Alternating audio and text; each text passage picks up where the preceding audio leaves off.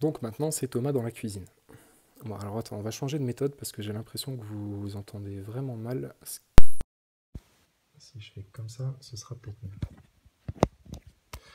Alors, alors. Donc là, cuisine. French, the French is in the kitchen. You know, because France, it's gastronomy. You aime gastronomy, it's gastronomy time. Donc ils ont un PC avec, je sais pas, c'est quoi là la série qui passe. Ils sont sur YouTube en fait là.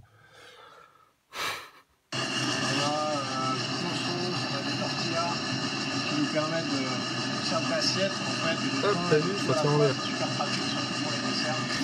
Plus frais. Remarquez aussi à chaque fois comment il reprend les objets une fois qu'il veut les reprendre quand ils ont flotté, là, il les reprend avec un mouvement assez rapide comme ça.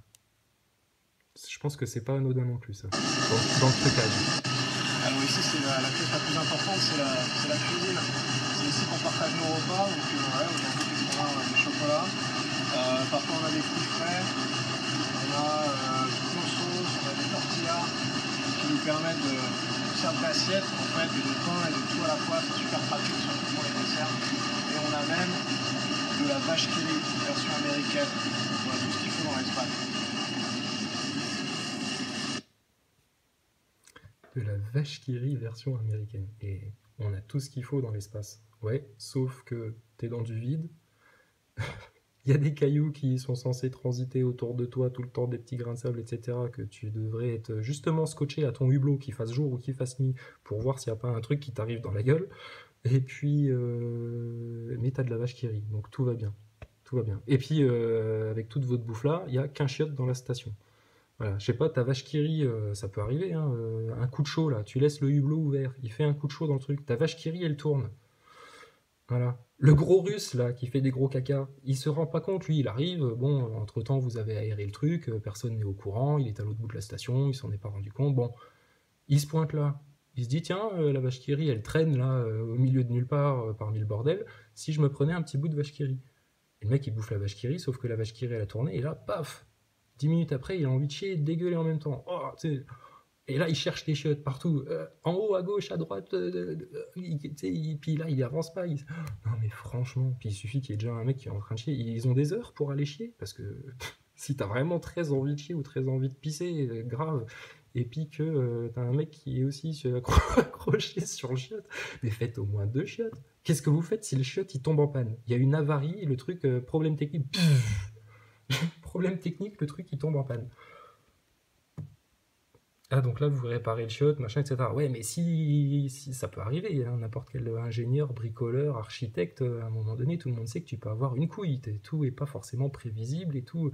Voilà, il n'y a qu'à la NASA où tu peux avoir des rouleaux de scotch collés au truc, des tournevis qui traînent par terre, enfin sur le plafond, on sait plus trop, des miel pops à côté de la vache qui rit. Non mais qu'est-ce qu'on vous vend là? C'est pas du Disneyland tout ça?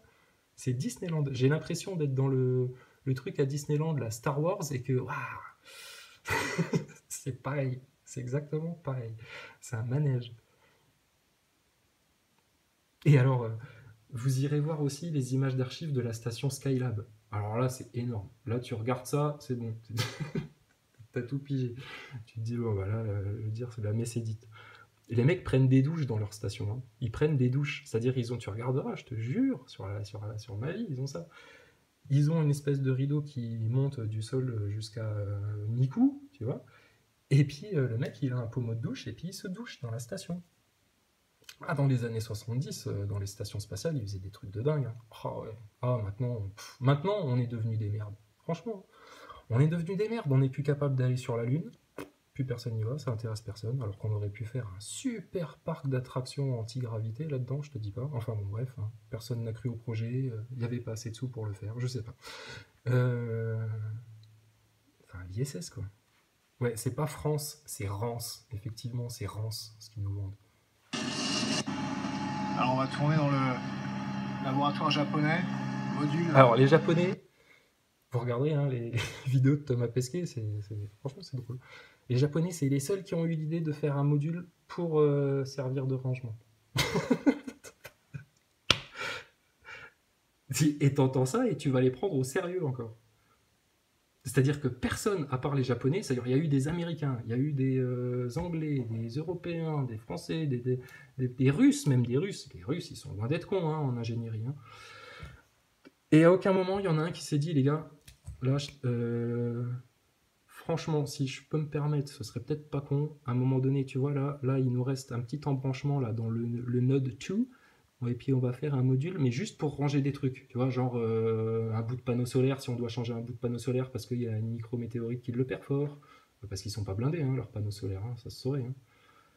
Et puis on va mettre aussi, tu vois, des pièces de rechange pour le chiotte, parce que si jamais la chasse d'eau d'aspiration il y a un problème et puis qu'au lieu d'aspirer, ça recrache tout dans le bordel, là on va être emmerdé. Donc il va nous falloir quand même des pièces de rechange. Et donc les Japonais, c'est les seuls qui ont eu l'idée de mettre un module de rangement. Alors là, et puis les Japonais, en plus, à chaque fois, ils ont le robot. Tu sais, les trucs, à chaque fois qu'il dit robot, il dit japonais derrière, tu vas voir.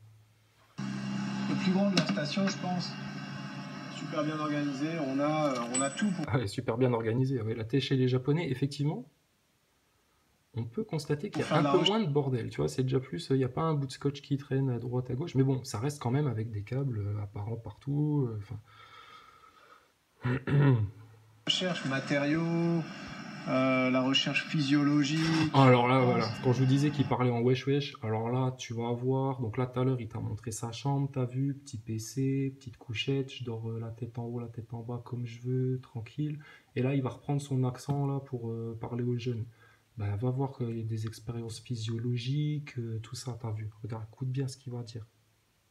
Super bien organisé, on a tout pour faire de la recherche, matériaux, la recherche physiologique. Ici c'est un frigo, enfin un freezer à moins 80 degrés où on peut mettre nos expériences scientifiques. On a même un sas pour faire sortir des expériences, une station pour piloter le bras robotique. Là-haut, on a un grenier où on entrepose tous nos équipements et on va les regarder Attends, je coupe par la fenêtre. Oh là là, mais putain, mais Thomas, sérieux. Eh, Haroun, t'as fait un sketch pour te foutre de la gueule des platistes. Je te jure, ton sketch, je l'ai vu, il m'a fait rigoler. Bon, j'étais un petit peu... Oh, quand même, le salaud, putain. Il nous fait vraiment passer pour des sous-merdes. T'es un salaud, Haroun, t'es un salaud. Mais franchement, tu regardes ça, ça te fait pas marrer. D'un autre point de vue, de l'autre point de vue, tu te poses pas des questions, là, quand tu vois ça? C'est aussi marrant. Et sérieux, regarde leur écoutille là, t'as l'impression vraiment d'être dans le sous-marin à Disneyland. C'est le même. Je suis sûr, ils ont pris le même modèle, les décorateurs. Mais franchement. Ah, Haroun, j'espère que tu vas tomber là-dessus. Ça, tu pourras dire qu'il y a vraiment des platistes de merde sur cette terre. Attends, je suis à l'affût des petits objets insolites, moi, là-dedans. Parce qu'à un moment donné, j'ai cru voir un flot de papier cadeau. C'est du n'importe quoi. La recherche physiologique. T'as vu? Ici c'est un frigo, enfin un freezer à moins 80 degrés où on peut mettre... Là, c'est un frigo, enfin un freezer à moins 80 degrés. Mais qu'est-ce que... Sérieux, mais t'as pas envie de te taper la tête par terre? Là, c'est un frigo. Non, en fait, c'est un freezer, moins 80 degrés. Non, tu dis pas c'est un frigo, tu dis c'est un... oui, un frigo. Le mec, il a la NASA.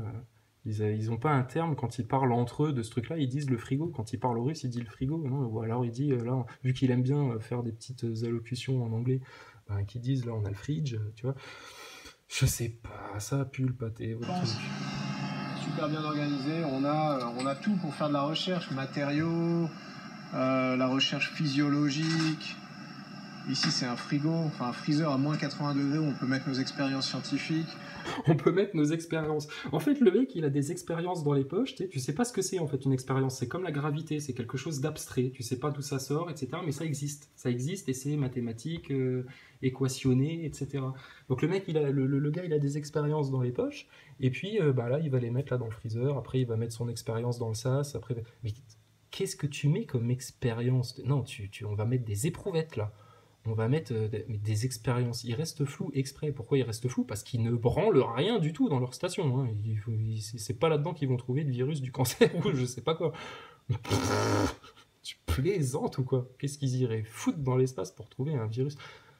Et quand je pense au nombre d'entreprises, de choses comme ça qui bossent autour de la NASA et qui doivent vraiment faire le boulot, hein. Il doit vraiment y avoir des mecs qui font la conception de ce portillon-là, et puis qui le fabriquent, et puis qui le forgent, et puis qui, je sais pas. Donc bien sûr, et puis ces entreprises-là, elles fonctionnent, elles sont pas forcément dans le complot. Tu vois, il faut aussi comprendre comment le complot peut fonctionner avant de dire ça n'existe pas ou tout le monde est dans le complot. Non, t'as pas besoin d'avoir tout le monde dans le complot pour organiser un truc pareil. T'as juste besoin d'être au sommet de la pyramide et puis de bien tirer les ficelles avec malice et puis expérience. Donc monsieur a des trucs pour ranger ses expériences. On croirait dans la chambre d'une petite fille, quoi. La recherche physiologique. Ici, c'est un frigo, enfin un freezer à moins 80 degrés où on peut mettre nos expériences scientifiques. On a même un sas pour faire sortir... Putain, désolé, hein, je vais le laisser parler à un moment donné parce que qu'on puisse mettre nos expériences scientifiques. Il te précise que les expériences, elles sont scientifiques, au cas où tu aurais un doute, au cas où tu penserais qu'ils font de l'occulte, de la magie noire, de la sorcellerie dans leur truc, tu vois. Il te précise que c'est scientifique, les expériences. La recherche physiologique. Ici, c'est un frigo, enfin un freezer à moins 80 degrés où on peut mettre nos expériences scientifiques. On a même un sas pour faire sortir des expériences, une station pour piloter le bras robotique.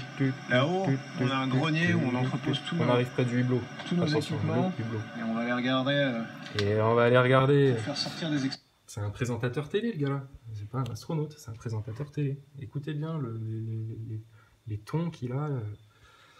Et on va aller regarder par la fenêtre. Alors, pareil, j'ai fait une vidéo il y a pas longtemps là où je parlais de ce fameux hublot parce qu'il ouvre le hublot pour regarder s'il fait jour ou s'il fait nuit. Il ne sait pas. Bon, sauf que tu es dans l'espace, tu n'as aucun filtre atmosphérique. Si tu as des rayons de soleil qui rentrent dans ton hublot et que tu as les yeux comme ça, tu te grilles les yeux. Enfin, c'est pas bon de faire ça. Donc, tu devrais pas le faire. Tu devrais avoir, je pense, des sondes extérieures. Tu en as bien sur les bagnoles hein, qui te disent la température extérieure. Pourquoi il n'y a pas ça dans la station? Et puis, ils n'ont pas tous une montre au poignet qui leur dit s'ils sont en phase de jour ou en phase de nuit pour savoir s'ils peuvent justement ouvrir ce putain de hublot ou pas. Parce que s'ils l'ouvrent et puis que manque de peau, le truc, ça peut arriver aussi, hein, c'est comme les chiottes. Hein. Le truc là, le hublot, la poignée, dont vous allez pouvoir remarquer qu'elle est uniquement mécanique, parce que si j'avais été concepteur de la NASA, à la limite, ils auraient pu faire un truc qui se ferme en tournant comme ça, tu vois.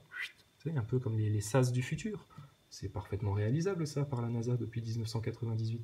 Non, ils t'ont mis un hublot comme si tu ouvrais les volets dans ta cabane de Hobbit.